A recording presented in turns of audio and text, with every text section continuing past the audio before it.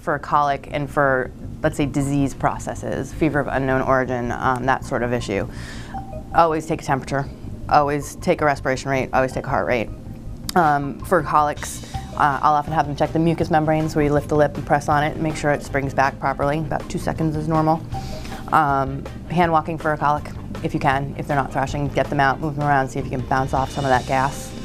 Laminitis, ice their feet. Whatever feet look painful to you, definitely you can do no harm icing the feet.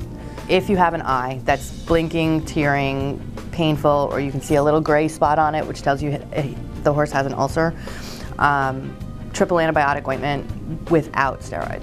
And a lot of people will say, oh, I just have a little tube, and they won't read it, and they'll put it in. And it's really important that there's no steroid, because if you use a steroid, you're going to open that animal to a slower healing, or a slower healing time, and infectious processes that wouldn't normally be instigated if you just use triple antibiotic. You know, in terms of wounds, always making sure that they're clean, and that when you clean them, that you use your judgment and don't use a lot of soap and don't rub debris into the wounds.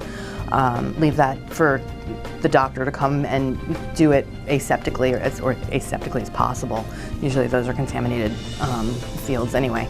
And having sterile wraps around so that you can put a first layer in and wrap them up, and then if you need to, add more support, a support bandage if the horse is really painful. But all of these things were things that you do while you're waiting for the vet, not instead of having the vet come. And that's really important, because all of these issues are issues that need a professional to look at them. Because we just have, honestly, access to more options for treatment if we feel that they're necessary, especially when it comes to IV antibiotics. Because with some of those lacerations, if you're over a synovial structure like a tendon sheath or a joint, you're probably going to put them on something pretty strong, because you don't want those to get infected. That's really bad.